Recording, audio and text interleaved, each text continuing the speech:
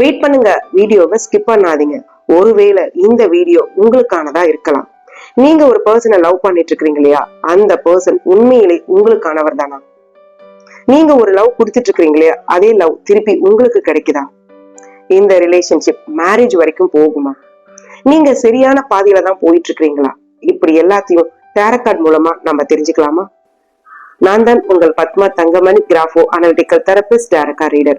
இது ஒரு general prediction தான். உங்களுக்கு பர்சனலா டேரட் கார்டு பார்க்கணும்னு இன்ட்ரெஸ்ட் இருக்குன்னா கீழே தெரியுற வாட்ஸ்அப் நம்பருக்கு மெசேஜ் பண்ணுங்க. தெரியுற 2 இமேஜஸ்ல ஏதாவது ஒரு இமேஜ செலக்ட் பண்ணி அந்த இமேஜ டபுள் டேப் பண்ணிக்கோங்க. உங்களுடைய பர்சனையும் மனசுல நினைச்சுக்கோங்க. இந்த இமேஜ் தான் செலக்ட் பண்ணிருக்கீங்கன்னா அதுக்கு என்ன கார்டு வருது அப்படிங்கறத பார்க்கலாம். இந்த கார்டு தான் செலக்ட் பண்ணிருக்கேன். இந்த கார்டு என்ன சொல்லுது அப்படின்னு பாத்தீங்கன்னா, உங்க 2 பேர்த்துடைய லவ்லயும் ஒரு ஸ்ட்ராங் அட்டாச்மெண்ட் இருக்கு, ஒரு கமிட்மெண்ட் இருக்கு.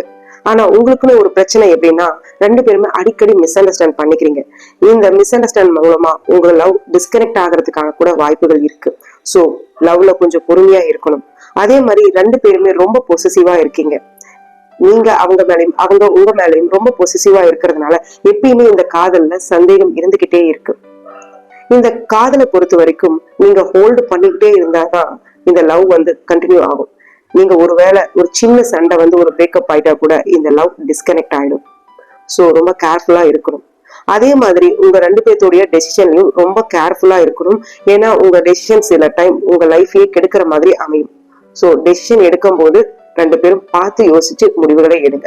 2 பேருமே எமோஷனலா சில விஷயங்களை உள்ளே வச்சுக்கிட்டு இருப்பீங்க, அதை வெளிப்படுத்தவே மாட்டீங்க. அந்த வெளிப்படுத்தாதனால அந்த இன்னொரு பர்சனுக்கு நீங்க என்ன நினைச்சிட்டு இருக்கீங்க அப்படிங்கிறது தெரியாம போகுது. இது மூலமாவே சில பிரச்சனைகள் உங்க லவ்க்குள்ள உருவாகலாம். சோ ரொம்ப கேர்ஃபுல்லா இந்த இமேஜ் தான் செலக்ட் பண்ணிருக்கீங்கன்னா அதுக்கு என்ன கார்டு வருது அப்படிங்கறத பார்க்கலாம். இந்த கார்டு தான் செலக்ட் பண்ணிருக்கேன். இந்த கார்டு என்ன சொல்லுது அப்படின்னு பாத்தீங்கன்னா, காதல் நிறைய லவ் அண்ட் அஃபெக்ஷன் நிறைஞ்சதா இருக்குது.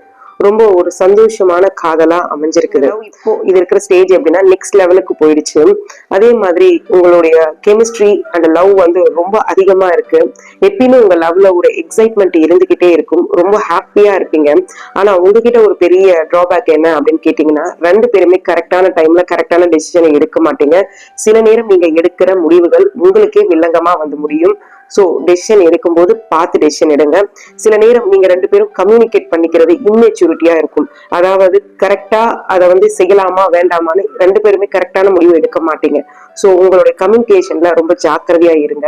அதே மாதிரி இந்த லவ் மேரேஜ்ல முடியணும்னு உங்களுக்கு ஆசை இருந்துச்சுன்னா கண்டிப்பா இதுக்கு நீங்க ஹார்ட் ஒர்க்கும் எஃபர்ட்ஸும் போட வேண்டியது வரும். சில பிரச்சனைகள் உங்க லவ்ல வரும். இந்த பிரச்சனைகள் எல்லாத்தையும் நீங்க ஓவர் கம் பண்ணிட்டீங்கன்னா கண்டிப்பா உங்க லவ் சக்சஸ் ஆகும். கமெண்ட்ல லவ் அப்படின்னு டைப் பண்ணுங்க.